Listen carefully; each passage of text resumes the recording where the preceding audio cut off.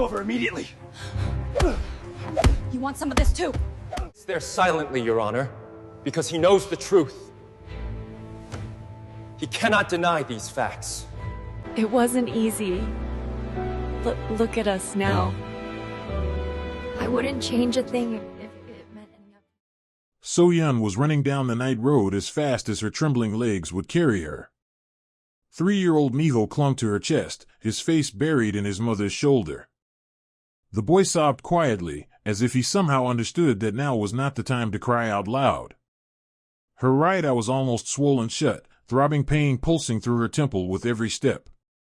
Her lip was split, a scratch marked her cheek. She felt something warm trickle down her chin. She couldn't tell if it was blood or tears. Behind her, an engine roared. Headlights sliced through the darkness, catching her figure in their beam. So-yeon swerved sharply to the left, jumped over a low fence, and found herself on a park path. It was darker here, the lamps were few and far between, and the thick branches above hid the moon. Her feet slipped on fallen leaves, but she didn't stop. So-yeon. Stop. Where are you going? Hyunsu's voice tore through the night air. Come back right now. Do you hear me? She heard.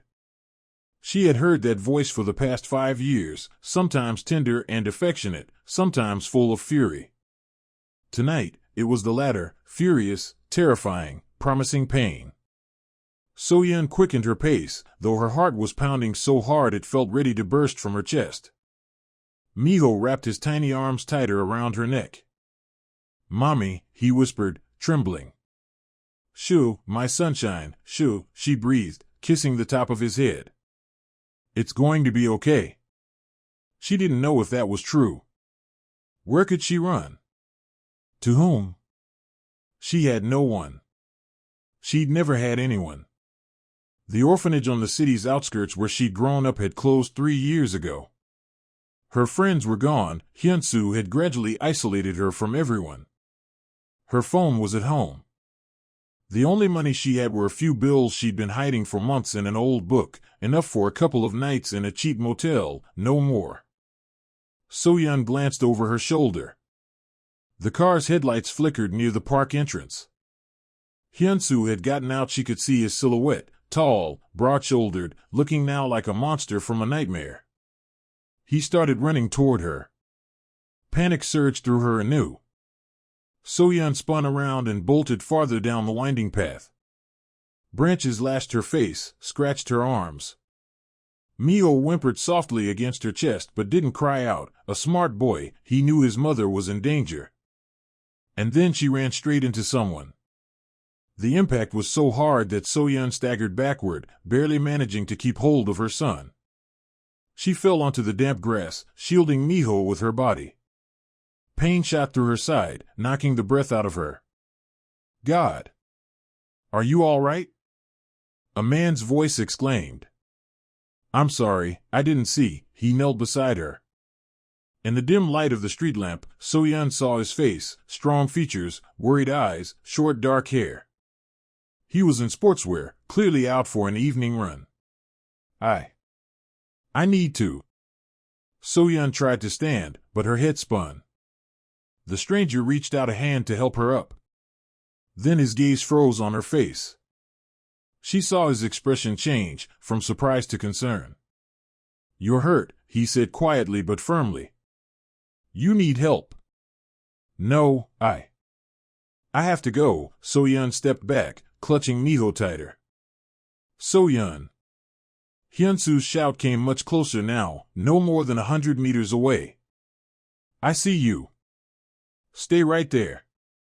The man turned sharply toward the sound, then looked back at her. Understanding flickered in his eyes. You're running from him? He asked softly. So-yeon nodded, unable to speak. Tears spilled down her face again, from pain, from fear, from despair. Come with me, the man said. There was no hesitation in his voice. Quickly. He took her by the hand and led her down another path, one that headed toward the far exit of the park. So-yeon stumbled, but he kept her steady, not letting her fall. Minho was silent, only holding tighter to his mother. "My name's Woo-jin," the man said when they reached the lit street. "I'll help you. I promise." So-yeon looked at him through a blur of tears. This man was a complete stranger. She didn't know him, had no reason to trust him. Yet in his eyes, she saw something she hadn't seen in years, genuine kindness. No demands. No conditions. "So-yeon," she whispered. "And this is Minho." "All right, So-yeon. I'm taking you somewhere safe. Do you trust me?" She nodded again. She had no choice. And something deep inside told her this man wouldn't hurt her. Woo-jin led them to a parked car nearby, a dark, clean sedan. He opened the back door, helped So-yeon settle Minho inside, and fastened the boy's seatbelt. Minho looked up at him with wide, fearful eyes. "Hey there, buddy," Woo-jin said softly, crouching beside the door. "You're very brave. You know what's next? We're going somewhere no one can hurt you. Okay?" Minho nodded hesitantly and looked at his mother. So-yeon got in beside her son, wrapping her arms around him. "It's all right, sweetheart," she whispered, stroking his hair. "It's going to be all right." Woo-jin closed the door, got into the driver's seat, and started the engine. The car pulled smoothly away. So-yeon looked back through the rear window. The park was fading behind them, along with Hyun-soo, who was surely still searching for her among the trees. "Where are we going?" she asked once the tension began to ease. "To a hotel," Woo-jin replied, eyes fixed on the road. "A quiet place in another district. You'll be safe there. I'll book a room under my name. But I barely have any money. Don't worry about that right now. The important thing is you and your son. We'll figure out the rest later." So-yeon closed her eyes, holding Minho close. For the first time in hours, she felt she could finally breathe. Maybe only for a moment. Maybe just a short reprieve. But here, in this car, beside a stranger who had offered his hand, she felt safe. The hotel was in a quiet neighborhood, far from the city's busy streets, a low building with a modest facade and a sign that read peace. Woo-jin parked by the entrance, got out, and opened the door for So-yeon. She stepped out carefully, holding a drowsy Minho in her arms. The boy pressed his face into her shoulder, his eyelids heavy with exhaustion. "Wait here, I'll be right back," Woo-jin said, heading toward the front desk. So-yeon stood by the car. Her legs trembled, her side ached from the fall. She caught her reflection in the car window, her face swollen, hair disheveled, clothes wrinkled. A wave of shame and humiliation washed over her. How had it come to this? How had she let herself become this? A victim. A few minutes later, Woo-jin returned with keys. "Room on the 3rd floor," he said. "Come on, I'll take you there." They went up in the elevator. The corridor was empty and silent, the only sound the low hum of ventilation. Woo-jin unlocked the door, a spacious room with a wide bed, a TV, and a small table by the window. It was clean and smelled fresh. "Make yourselves comfortable," Woo-jin said, setting the keys on the table. "There's everything you need in the bathroom. I'll go to the convenience store, get some food and a change of clothes for you and Minho." "What's his size?" 115 centimeters, So-yeon answered softly. "But you don't have to, I want to help," Woo-jin interrupted gently but firmly. "Please, let me." So-yeon nodded. She didn't understand why this man was doing this. People didn't do good things for no reason, not in her life, at least. But right now, she had no strength left to argue or resist. Woo-jin left, and So-yeon was alone with her son. She laid Minho on the bed, took off his jacket. The boy immediately curled up, clutching his favorite toy, a worn-out stuffed bear he carried everywhere. So-yeon covered him with a blanket and kissed his forehead. "Sleep, my love," she whispered. Don't be afraid anymore. Then she went into the bathroom, turned on the light, and looked at herself in the mirror. What she saw made her press her lips together to keep from sobbing. Her right eye was almost completely swollen shut, a bruise spreading down to her cheekbone. Her lip was split, the blood dried. Red marks from Hyunsu's fingers circled her neck, reminders of when he had choked her that evening. Her arms were covered in scrapes and scratches. So-yeon turned on the tap and washed her face with cold water. The pain grew sharper, but it had to be done. She dabbed her face gently with a towel, careful not to touch the bruises. Then she returned to the room and sat on the edge of the bed beside Minho. The boy was already asleep, his breathing steady and peaceful. Woo-jin came back 20 minutes later, carrying a few bags. I bought some children's pajamas, I hope the size fits, he said, pulling out a soft blue pajama set decorated with dinosaurs. Also yogurt, bananas, cookies. For you, sandwiches, tea, painkillers. Thank you, So-yeon said, taking the pack of painkillers. I don't know how to repay you. You don't have to, Woo-jin replied, sitting down on the chair across from her. So-yeon, I'm not just some random passerby. I'm a lawyer. I specialize in family law, divorce, custody, protection from abuse. I see women like you almost every week. And every time, I think, if only someone had reached out at the right moment, maybe things would have been easier for them. So-yeon looked at him, unsure what to say. You don't have to tell me anything right now, Woo-jin continued. Rest. But if you ever want to talk, I'll listen. And I can help you legally, if that's what you decide. Why are you doing this? So-yeon asked quietly. You don't even know me. Woo-jin was silent for a moment, staring out the window. I had a younger sister, he said finally. Hyun. She got married when she was 22. Her husband seemed like a good guy, polite, attentive.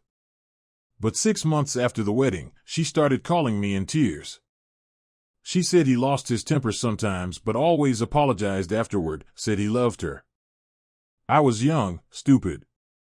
I thought they'd work it out. That it was just a rough patch. He paused, his fists tightening. She died 4 years ago. Fell down the stairs in their house. Officially, an accident. But I know he pushed her. I know. I just couldn't prove it. So-yeon felt something tighten inside her. She reached out and gently touched his shoulder. I'm so sorry, she said sincerely. Since then, I made myself a promise, whenever I see a woman in danger, I won't look away. I won't let what happened to Hyun happen again. That's why I'm here. That's why I want to help. So-yeon nodded. Now she understood. This man wasn't just a good Samaritan. He carried his own pain, his own story. And he was trying to fix what he hadn't been able to back then. I'll tell you everything, she said, summoning her courage. When Minho's asleep. I want someone to know. Someone to understand. Woo-jin nodded. I'll be here as long as you need me. Minho slept soundly, exhausted from all the fear and chaos. So-yeon sat on the edge of the bed, her arms wrapped around her knees. Woo-jin sat across from her, notebook and pen before him, a professional habit. But he didn't rush her. He just waited, giving her time to gather her thoughts. I grew up in an orphanage, So-yeon began softly, her eyes fixed on the floor. Hope, on the outskirts of Busan. My parents abandoned me right after I was born. I know nothing about them. There were many kids there, few caretakers. They fed us, clothed us, but there was no love. I always dreamed of having a family. A real family, where someone waits for you, where you belong. She paused, steadying her voice. Hyunsu appeared when I was 18. I had just graduated from the orphanage, got a dorm room, and started working as a cashier in a supermarket. He came in one day to buy groceries. Tall, handsome, confident. He smiled at me, asked my name. I got flustered, blushed. And he said I was very cute. So-yeon gave a bitter smile. Naive fool. I fell for him instantly. He courted me with flowers, compliments, attention. For the first time in my life, someone cared about me. He said I was special, that he'd found me among thousands. And I believed him. 6 months later, we got married. I was over the moon. I thought I finally had a family. Woo-jin listened silently, taking notes. The first few months were good, she continued. But then he started to change. At first, small things, he didn't like how I dressed, who I talked to. He forbade me from seeing my friends from the dorm, said they were a bad influence. I obeyed. Then he made me quit my job, said a wife should stay home. I agreed. I thought he was just being protective. Her voice trembled, but she went on. And then came the first time. I made dinner, but the soup was too salty. Hyun-soo exploded. He yelled, threw dishes. I apologized, cried. And then he hit me. In the face. Hard. I fell. He froze, staring at his hand like he couldn't believe what he'd done.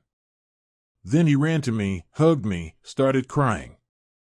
Said he didn't mean it, didn't know what came over him. Swore it would never happen again. Said he loved me more than anything. So-yeon wiped away her tears with the back of her hand. I believed him. He was so sincere. I thought, maybe it was my fault. Maybe I should have been more careful. But 2 weeks later, it happened again. I looked at a cashier the wrong way. Then another time, I didn't clean the house before he got home. Every time, there was a reason. And every time, he apologized, cried, promised to change. Why didn't you leave earlier? Woo-jin asked gently. Go where? So-yeon looked up at him. I had no family, no friends, no job. No money. Hyun-soo controlled everything. I thought this was my fate. That I didn't deserve better. That I should be grateful just to have a home and a husband. And then I got pregnant. She looked at the sleeping Minho. When I found out about the baby, I thought everything would change. That Hyun-soo would become better for our son's sake. And for a while, he did. After Minho was born, he was gentler, kinder. But then it all came back. Only now I wasn't afraid just for myself, I was afraid for my son. Hyun-soo never touched Minho, but he saw it all. He saw his father hitting his mother. He heard the shouting. He hid under the bed and cried. Her voice broke. Yesterday, Hyun-soo lost his job. Fired for drinking at work. He came home furious, started drinking more. By evening he was completely drunk. I tried to put Minho to bed, but he started yelling that I was a terrible mother, that I'd ruined his life. He grabbed me by the throat and started choking me. I thought I was going to die. Then he let go, collapsed on the couch, and passed out. So-yeon stood and walked to the window, wrapping her arms around herself. I realized, if I don't leave now, I never will. Either I'll die, or Minho will grow up in this nightmare and become like him. I packed what I could, took the money I'd hidden away. I thought he was sleeping like the dead. But he heard the door slam. He ran after me. I ran. And I ran into you. She turned to Woo-jin. You saved us. If it weren't for you, he would have caught me. I don't know what would have happened then. Woo-jin stood and came closer. So-yeon, you did the hardest thing, you left. Many can't take that step. You're very brave. I don't feel brave, she whispered. I'm scared. I don't know what to do next. That's why I'm here, Woo-jin said firmly. Tomorrow morning we'll go to the police and file an assault report. We'll photograph your injuries and make it official. Then we'll start the divorce process and secure full custody of Minho for you. Hyunsu won't be allowed near you. I'll make sure of it. But I can't pay for your services. You don't have to. It'll be pro bono, free of charge. I do that sometimes, for those who need it most.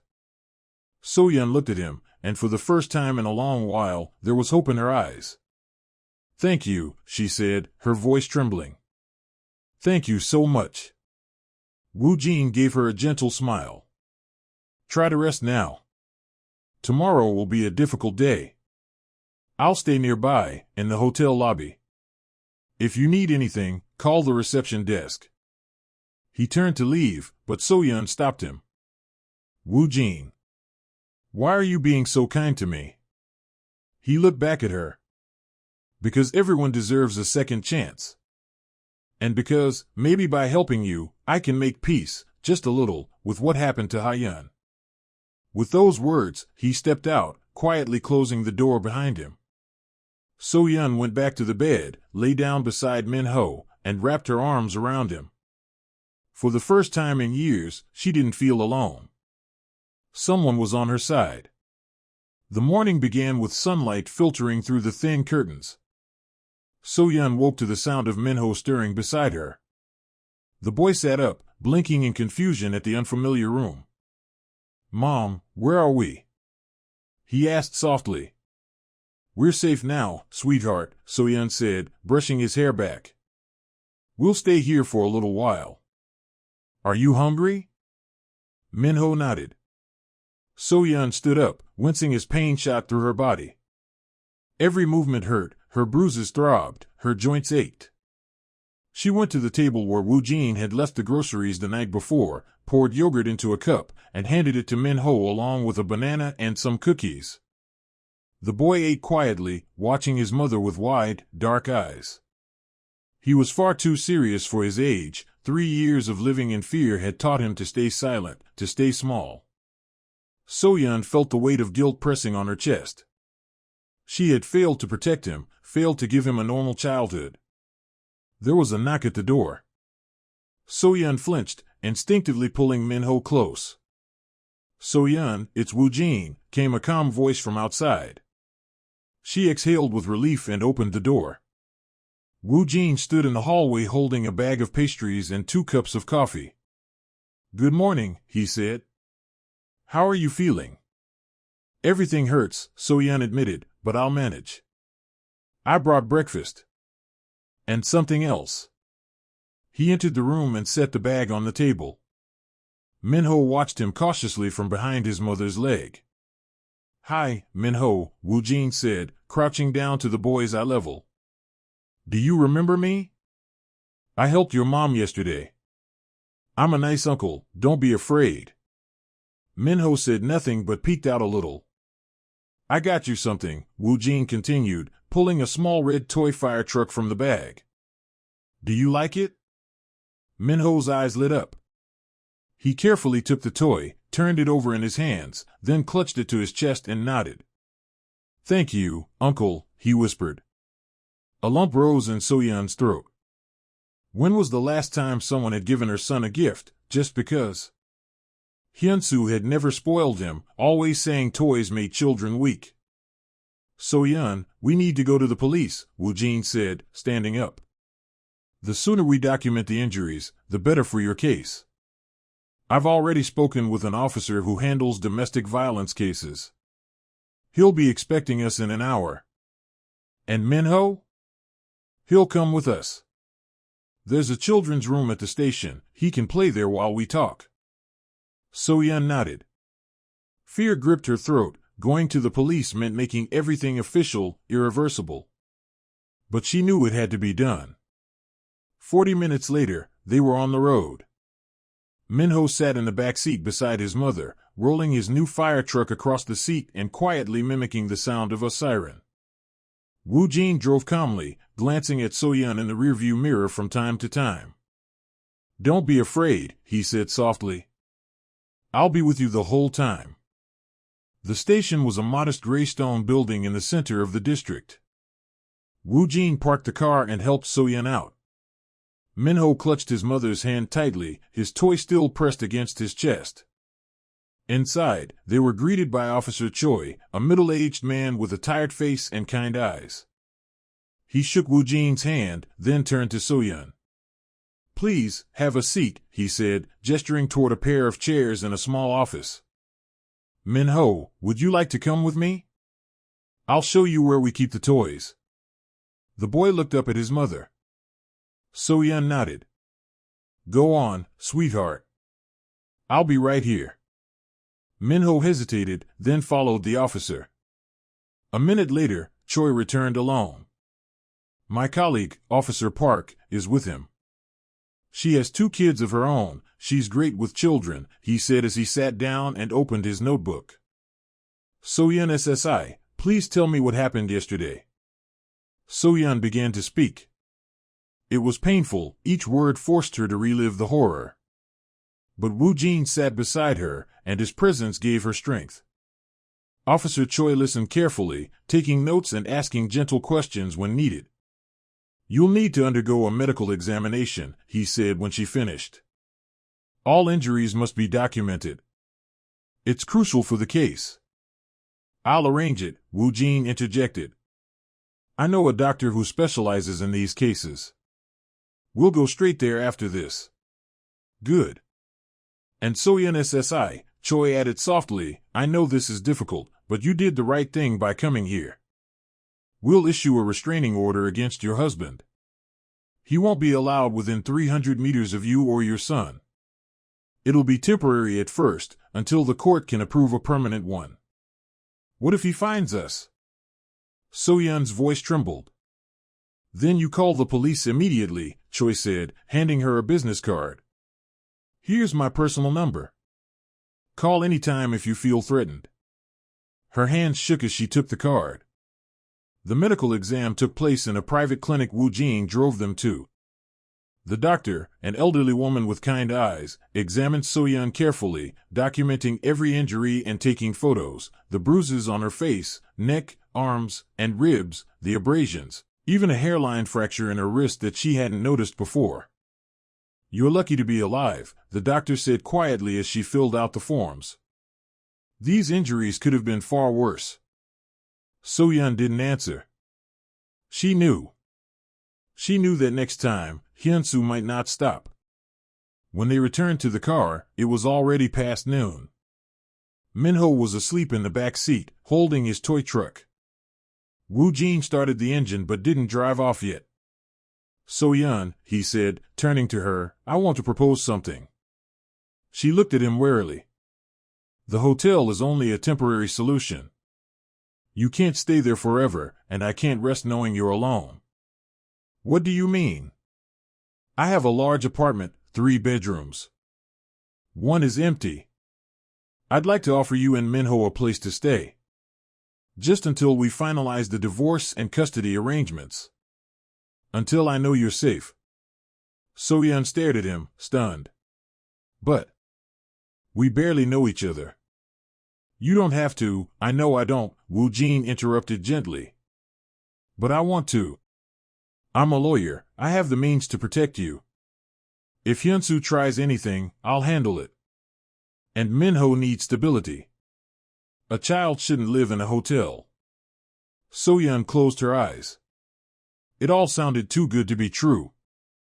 People didn't help without expecting something in return. But when she opened her eyes and met Woo Jin's gaze, she saw nothing but sincerity. "All right," she whispered. "Thank you." Woo Jin's apartment was in a modern residential complex on the outskirts of the city. Spacious, bright, tastefully furnished. A living room with large windows, a kitchen with an island, 2 bedrooms, and a study. Everything was in light tones, beige, white, and a touch of gray. "This room will be yours and Minho's," Woo Jin said, opening the door to one of the bedrooms. "There's a double bed here, but I can order a crib if you need one." "No, we can sleep together," So-yeon said. "Minho's used to it." The boy was already exploring the room, peeking into the closet, touching the curtains. He was still wary, but curiosity was beginning to win. Make yourselves comfortable, Woo-jin said, placing their few belongings on the floor. I work from home on Mondays and Wednesdays, and the rest of the week I'm in the office. But if you need anything, call me right away. Here are the apartment keys and the intercom code. There's food in the fridge, cook whatever you like. Woo-jin, I don't know how to thank you, So-yeon murmured, feeling that words were powerless to express what she felt. You don't have to. Just be safe here. That's more than enough. The first few days were strange. So-yeon felt out of place, someone else's apartment, someone else's life. She tried to stay as inconspicuous as possible, cleaned up after herself and Minho, cooked meals. Woo-jin left for work early in the morning and returned in the evening. He always asked how the day had been, if they needed anything. Minho gradually began to adjust. He stopped flinching at every sound and started playing with his toys more loudly. One morning, while Woo-jin was having breakfast before work, the boy came up to him and held out his toy fire truck. Uncle Do, will you play? He asked softly. Woo-jin, whom Minho had started calling Uncle Do, shortening his name in a childlike way, smiled and crouched down. Of course. Shall we start a rescue mission? They played for about 10 minutes while So-yeon was making breakfast. She watched them secretly, feeling warmth spread through her chest. Minho was laughing. When was the last time she had heard that sound? Mom, look. Uncle Do rescued a kitten from the tree. Minho pointed at an imaginary scene. Good job, So-yeon smiled. Real heroes. Woo-jin stood up and ruffled the boy's hair. Time for me to go to work, hero. Be a good boy and listen to your mom.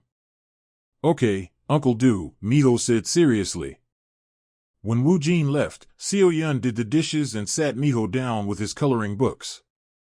Then she sat on the couch with a cup of tea. For the first time in a long while, she could just sit, without fear. Without looking over her shoulder. Without listening for the door to open, waiting for Hyun-soo to come home drunk and angry. But the fear never fully left. Every time she heard the elevator in the hallway, her body tensed. Every unfamiliar voice outside made her flinch. Hyun-soo was still out there, somewhere in the city. Was he looking for her? Was he angry? Was he planning something? A week later, Woo-jin came home with news. The restraining order is in effect, he said, hanging up his jacket. Hyun-soo has been officially notified. If he approaches you, he'll be arrested. I've also filed the divorce papers and a motion to terminate his parental rights. How did he react? So-yeon asked, clenching her fists. His lawyer contacted me. Hyun-soo denies everything. Says you left on your own, that he never touched you. But we have the medical reports, photos, your testimony. Plus, I requested statements from neighbors, some may have heard shouting, they could testify. What if he comes here? He doesn't know where you are. I booked the hotel under my name, and this apartment's under mine too. He has no way to track you. Still, I installed extra locks and asked the concierge downstairs to keep an eye out. So-yeon nodded, but the anxiety lingered. 2 more weeks passed. Life slowly settled into a rhythm. So-yeon began helping around the house more, not out of obligation, but because she wanted to. She cooked dinners, cleaned, did laundry. Woo-jin always thanked her. Sometimes they ate together, talking about small things.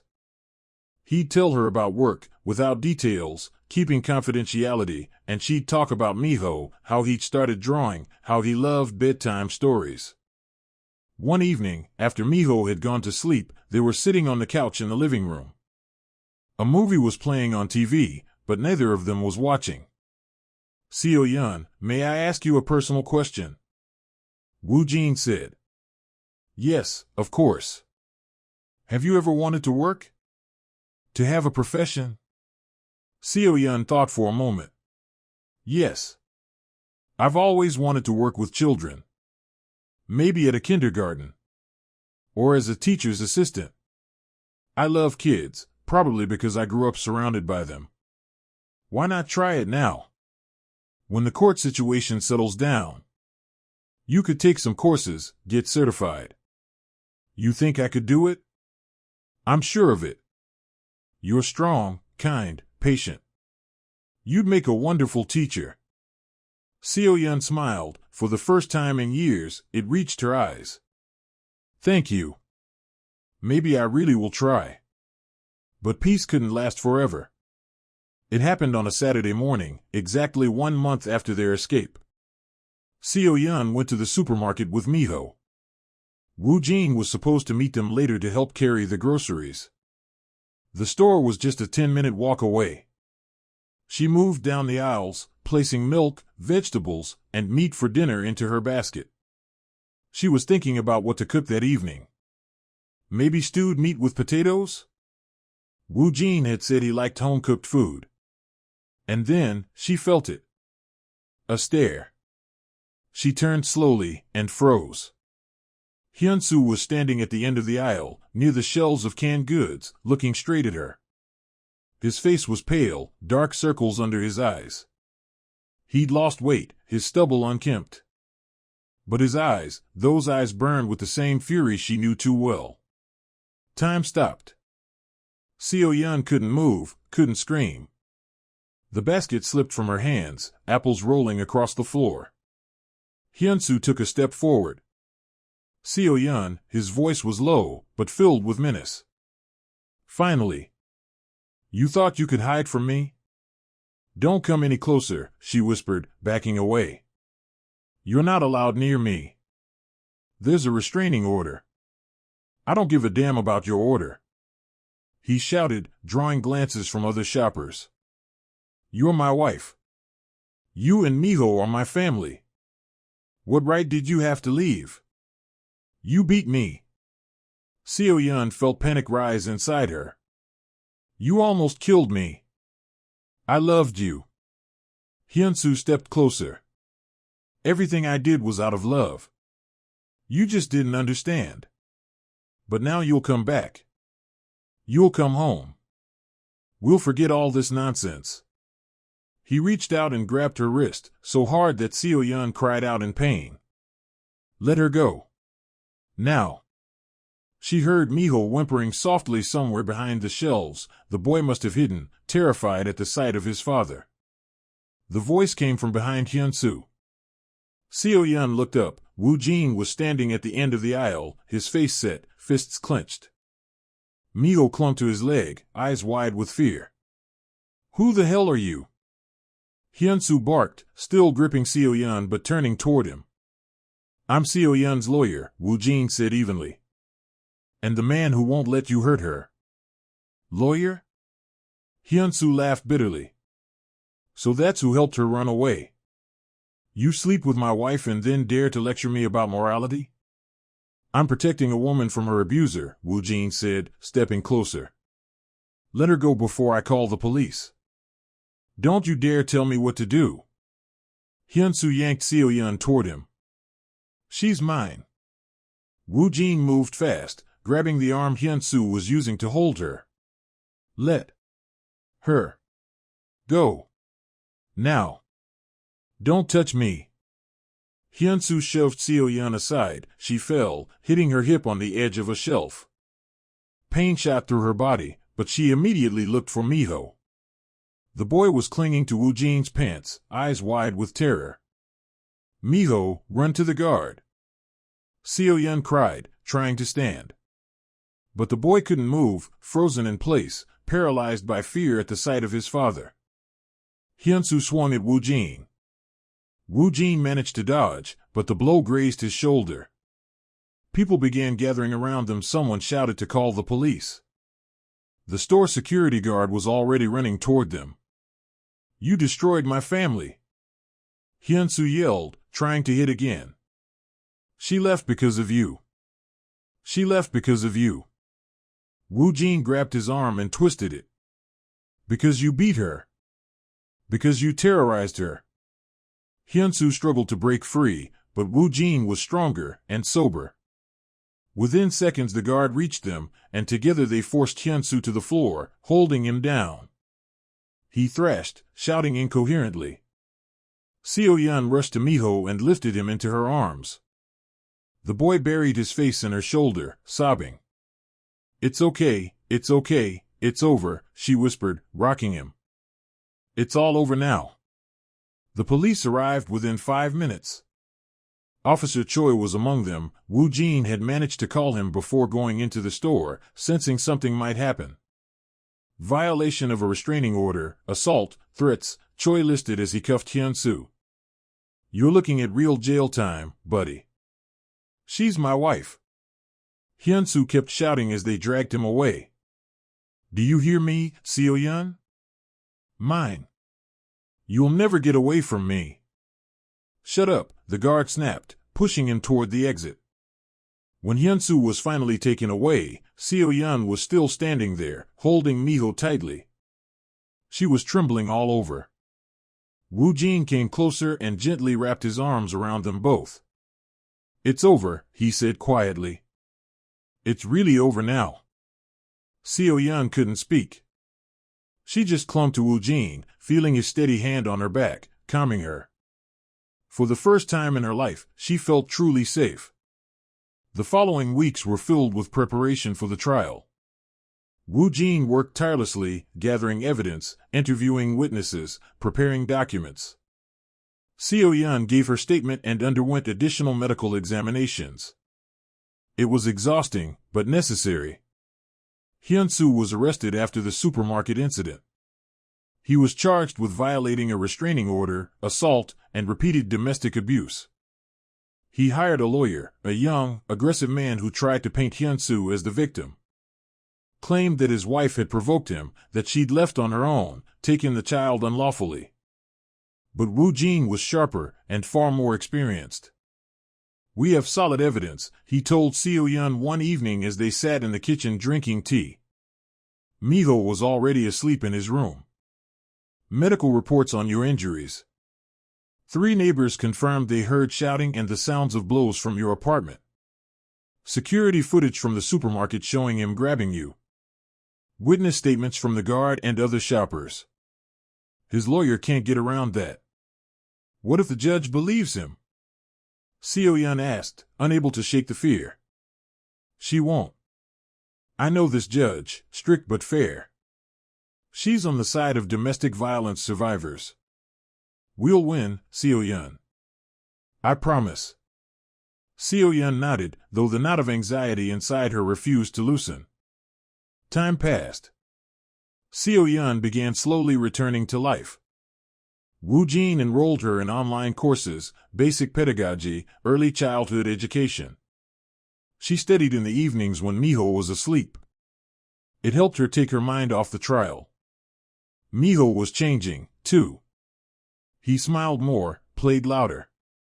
He no longer flinched at sudden sounds. Woo-jin spent time with him every evening, building with blocks, reading books, watching cartoons. The boy grew attached to him, calling him Uncle Do with such warmth that So-yeon's heart ached. One evening, about 6 weeks after their escape, So-yeon sat in the living room reviewing homework for her course. Woo-jin came home later than usual, looking tired. "Rough day?" she asked, pouring him some tea. "A bit," he said, sitting on the couch and rubbing his eyes. "But nothing serious." "Thank you for everything you're doing for us," So-yeon said, sitting beside him. "I know it's not easy. And I know we're making things harder for you." "No, you're not," Woo-jin said, looking at her. "Honestly. If anything, I'm glad you're here. The apartment was so empty before you came. Quiet. Dead." So-yeon lowered her gaze. A warm feeling spread in her chest each time he spoke like that, a feeling she was almost afraid to name. "Woo-jin," she said softly. "I don't know what we would have done without you. You saved us. You gave us a home, safety, hope. You're the kindest person I've ever met." So-yeon. "Let me finish," she said, meeting his eyes. I feel guilty sometimes. Like we're taking your time, your space, your energy. But at the same time, I'm grateful. More than words can say. Woo Jin was silent for a few seconds, then gently took her hand. So-yeon, you're not taking anything. You're giving. You're giving me a reason to feel like what I do matters. Like my life has meaning. After Hyun's death, I was lost. I worked like a machine, came home, fell asleep. Every day the same. But when you two came into my life, everything changed. I wake up knowing that at home, Minho will be there with his drawings and stories. That you'll make breakfast and we'll talk. That's happiness, So-yeon. Real happiness. Tears welled up in her eyes, not of pain or fear, but of relief, of something like joy. I'm scared, she whispered. Scared to trust again. Scared I'll mistake kindness for love, like I did with Hyun-soo. That's not what this is, Woo Jin said, squeezing her hand gently. And I'm not rushing you. We have time. As much as you need. I just want you to know, you're not alone. And you never will be again, unless you choose to be. So-yeon nodded, unable to speak. She leaned her head on his shoulder, and they sat like that, holding hands, until the sky outside turned completely dark. The trial began in mid-October, when the trees in the park turned gold and crimson. So-yeon arrived at the courthouse with Woo Jin, dressed in a modest dark dress he had helped her choose. Her hair was pulled back in a neat ponytail. She wore almost no makeup, just a touch of foundation to hide the traces of sleepless nights. Minho stayed with a nanny, a middle-aged woman Woo Jin had hired for the duration of the trial. The boy didn't need to be there. The courtroom was cool and formal. Wooden benches, the judge's high desk, the national emblem on the wall. So-yeon sat beside Woo Jin at the plaintiff's table. Across from them, at the defense table, sat Hyun-soo and his lawyer. Hyun-soo looked gaunt, his suit hanging loose on him. When their eyes met, he looked at her with such hatred that So-yeon went cold inside. Woo Jin noticed and placed a steadying hand on her shoulder. Don't look at him, he whispered. Look at me. Or at the judge. He has no power over you anymore. So-yeon nodded and turned her eyes away. The judge entered, a woman in her 50s, with gray hair and a stern face. Everyone stood. Please, be seated, she said, opening the folder with the case. Case number 2025/348. Plaintiff, M. So-yeon. Defendant, M. Hyun-soo. The court will now hear the case regarding divorce, termination of parental rights, and compensation for physical and emotional damages. The testimonies began. So-yeon was the first to speak. Woo Jin questioned her calmly and methodically, giving her time to answer. So-yeon spoke about the years of marriage, the beatings, the fear, the isolation, how Hyun-soo had cut her off from everyone. Speaking was hard, especially with Hyun-soo sitting across from her, glaring. But she kept going. Please tell us about the night you decided to leave, Woo Jin asked. So-yeon took a deep breath, gathering her courage. Hyun-soo came home drunk. He'd lost his job the day before and had been drinking all day. He yelled at me, blamed me for everything. Then he grabbed me by the throat and started choking me. I thought I was going to die. But he let go and passed out on the couch. I realized that was my only chance. If I didn't leave then, I never would. I packed our things, took Minho, and ran. Hyun-soo woke up and chased us. I ran through the park and ran into Woo Jin. He saved us. Do you have evidence of the abuse? Yes. Medical records and photos of my injuries. Woo Jin handed a folder of documents to the judge. She examined them carefully, her face unreadable. Then it was the defense attorney's turn. A young man in an expensive suit stood and approached So-yeon. Mrs. M., you claim that your husband systematically beat you. Why didn't you report it to the police earlier? I was afraid, So-yeon answered quietly. Afraid? Or perhaps because it never really happened. It did. Her voice trembled. It happened every time. Yet there's no proof. Only a doctor's note from after you left. Maybe you inflicted those injuries on yourself to frame my client? Objection. Woo Jin stood up. Counsel is accusing the plaintiff without grounds. Sustained, the judge said sharply, turning to the defense attorney. Refrain from such questions. The lawyer nodded, though a smug smirk lingered on his face as he returned to his seat. Next came the witnesses. So-yeon's neighbor, an elderly woman from the apartment below, testified, I often heard shouting. And sounds, like someone falling. Once, I met So-yeon on the stairs. She had a bruise under her eye. I asked what happened. She said she fell. But I saw the fear in her eyes. Another neighbor confirmed seeing Hyun-soo drunk and aggressive several times. The supermarket guard described the incident when Hyun-soo attacked So-yeon and Woo Jin. He was out of control, said the guard.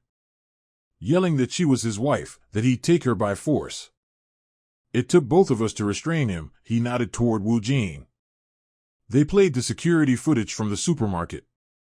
The black and white video showed clearly how Hyun-soo grabbed So-yeon, shoved her, and swung at Woo Jin. When it was Hyun-soo's turn, he stood tall and spoke in a voice that sounded almost sincere. I loved my wife. Yes, we had problems. Yes, I lost my temper sometimes. But I never meant to hurt her. I always apologized, tried to change. And she just left. Took my son and went to another man. Mr. M., the judge looked at him sternly. Do you admit to using physical force against your wife? Hyun-soo hesitated. Maybe a few times. But she provoked me. A victim cannot provoke violence, the judge said, closing the folder.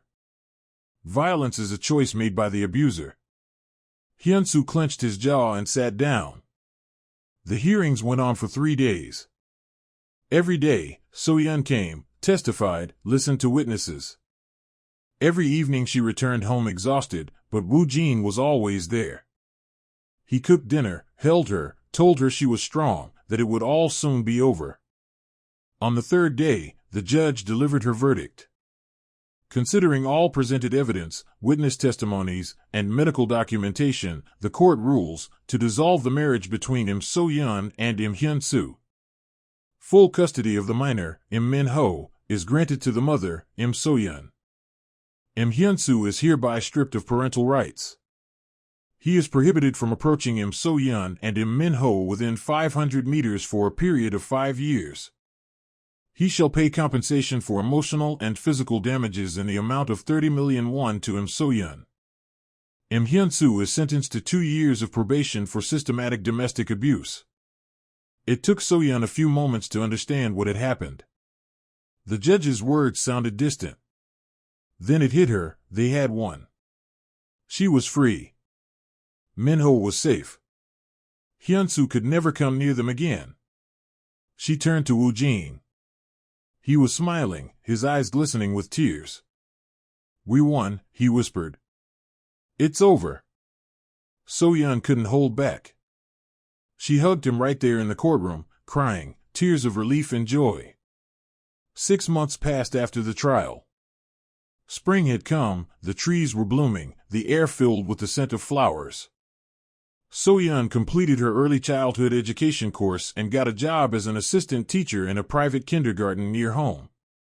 The work brought her happiness. She spent her days with children, reading them stories, teaching them to draw, playing games.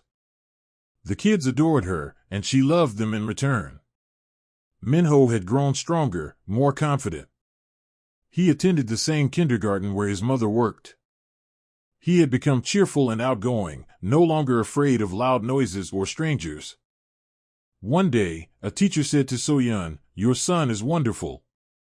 So kind, always ready to help the other children. You're raising him so well." So-yeon smiled. She knew much of that was thanks to Woo-jin. He had become a role model for Minho, calm, kind, dependable. Everything a father should be. So-yeon and Woo-jin still lived in the same apartment. But now it wasn't a temporary refuge, it was home.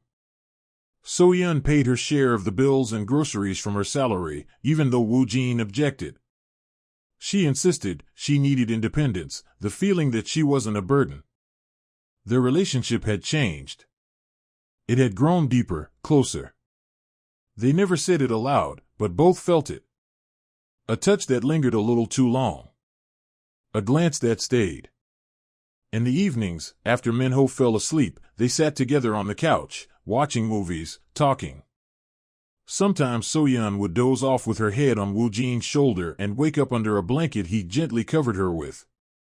One spring evening, Woo-jin came home earlier than usual. So-yeon was cooking dinner, and Minho was playing with his building blocks in the living room. "So-yeon, can we talk?" Woo-jin asked as he stepped into the kitchen. "Of course." "Did something happen?" "No, everything's fine. I want to tell you something." So-yeon put the knife down and wiped her hands. "I'm listening." Woo-jin took a deep breath. "So-yeon, over these past months, you and Minho have become part of my life.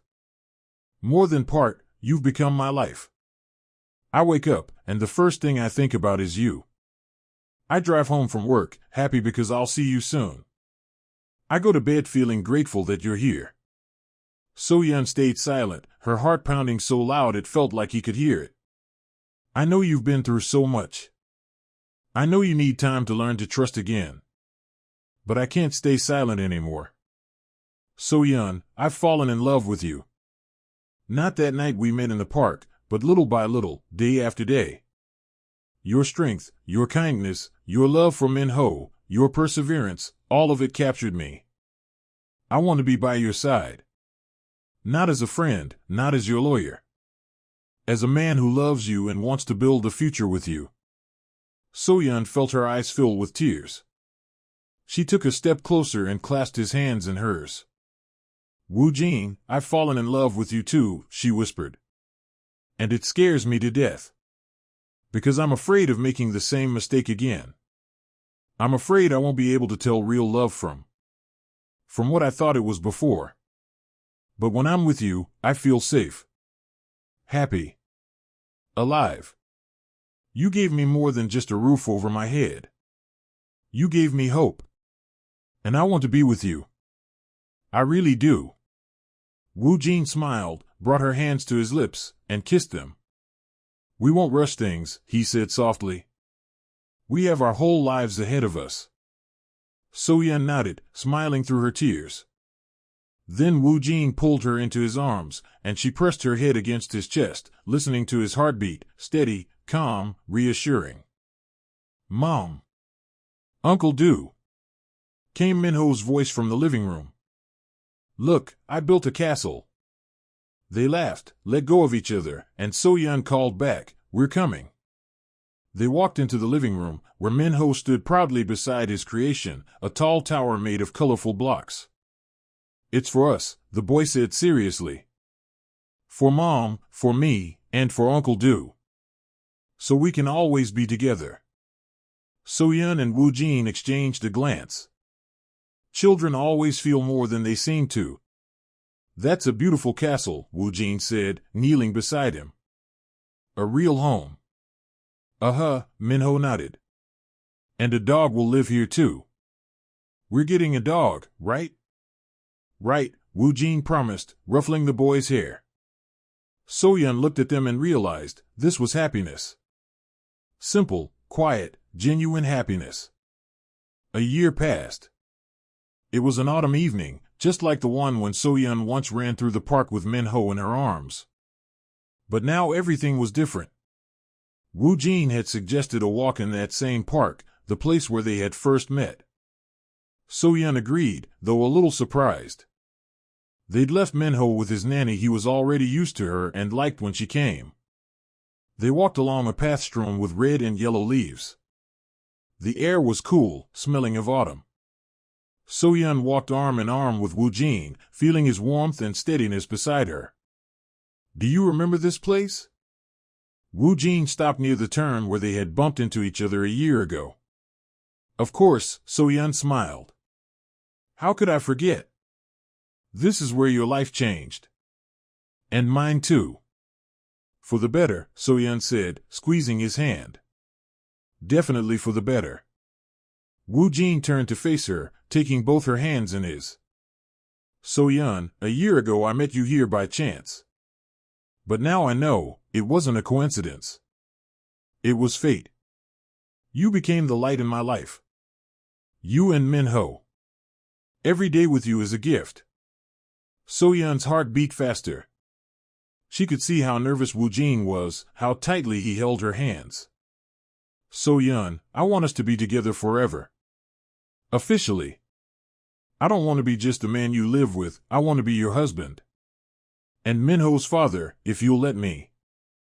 He knelt down and pulled a small box from his pocket. Opening it, he revealed a simple yet beautiful ring with a small diamond. Marry me, So-yeon. Let me love you every day for the rest of my life. So-yeon stood frozen, unable to speak. Tears rolled down her cheeks, tears of pure happiness. She thought of how a year ago she had run through this park, broken, terrified, hopeless. And now she stood here, while the man she loved with all her heart was asking her to be his wife. Yes, she whispered, then louder, yes. Of course, yes. Woo-jin rose, slipped the ring onto her finger. It fit perfectly, as if it had been made for her. Then he pulled her into his arms and kissed her, gently, tenderly, with so much love that So-yeon felt the last remnants of fear dissolve within her.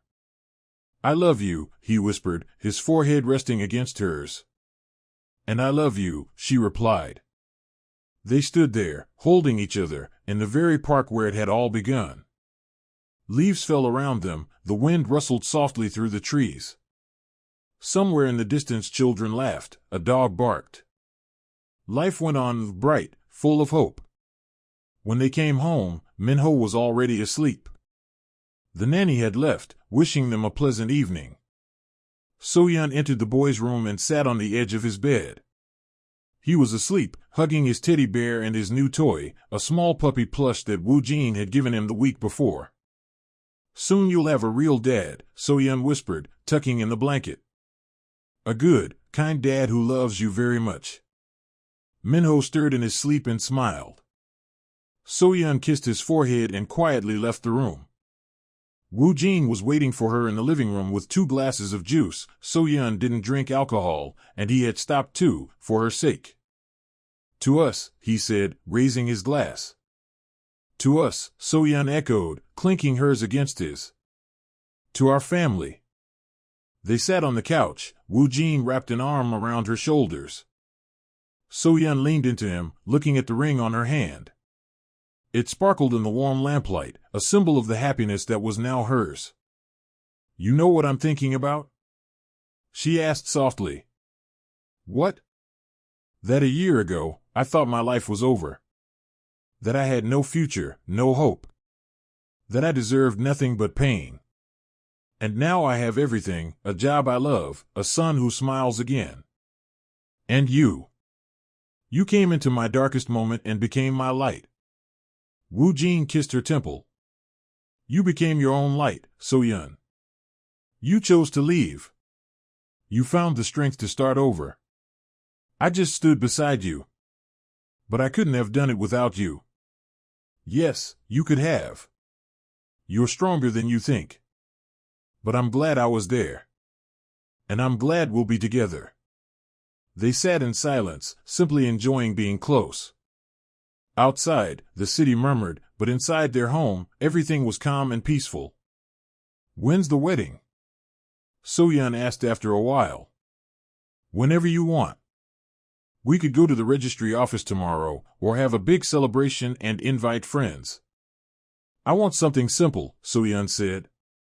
Just us, Minho, and our closest people. Maybe in that park, under the open sky. Sounds perfect. Are you sure you're ready to be Minho's father? So-yeon asked softly, a hint of worry in her voice. It's a big responsibility.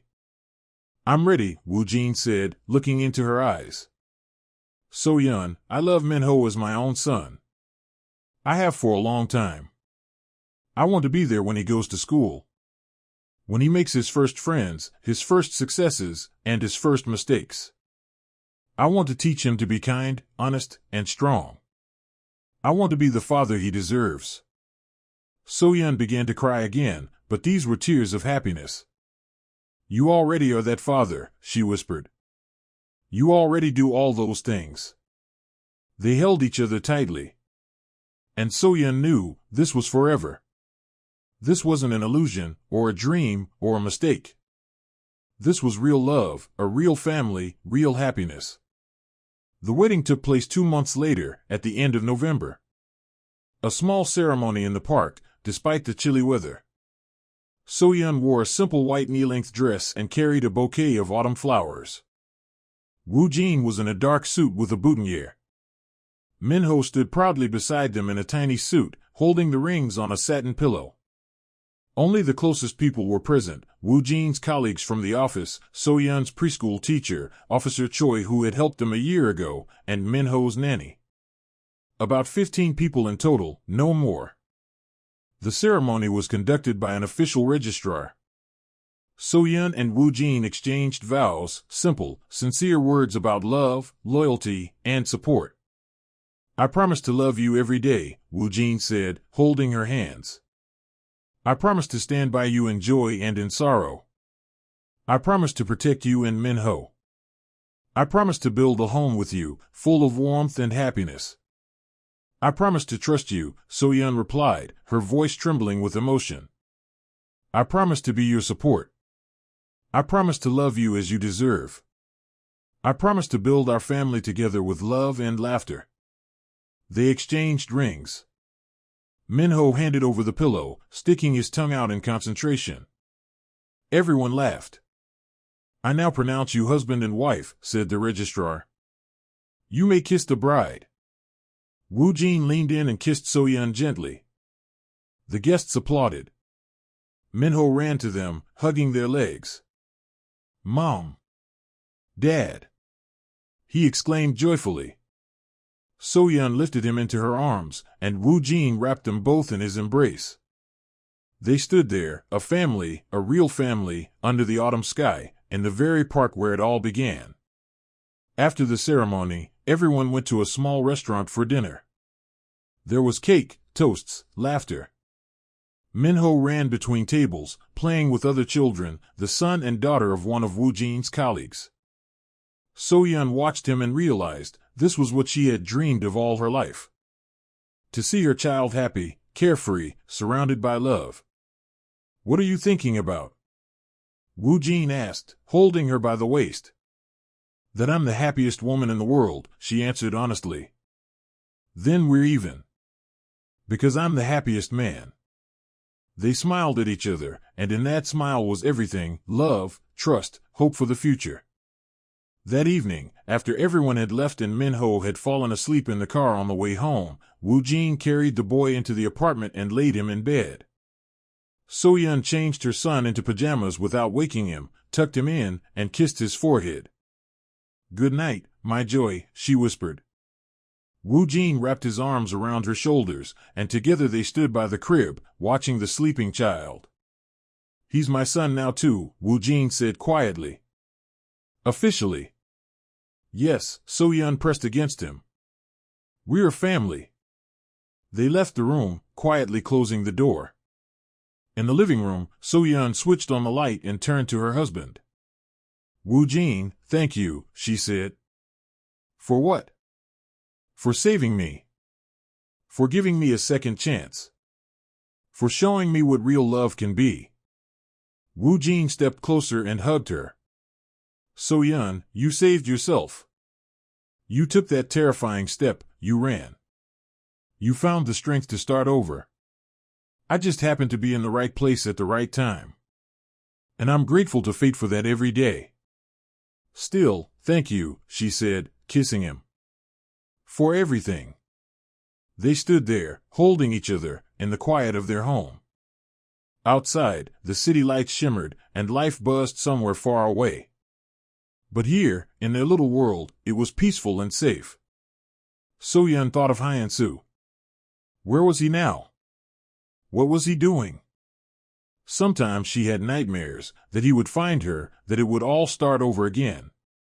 But then she woke up, felt Woo Jin's warmth beside her, heard his steady breathing, and the nightmare receded. She knew Hyun-soo could no longer harm her. He was in the past, and she now had a future. What are you thinking about? Woo Jin asked, sensing her tension. The past. But it no longer scares me. Because I have you. And you always will, he promised.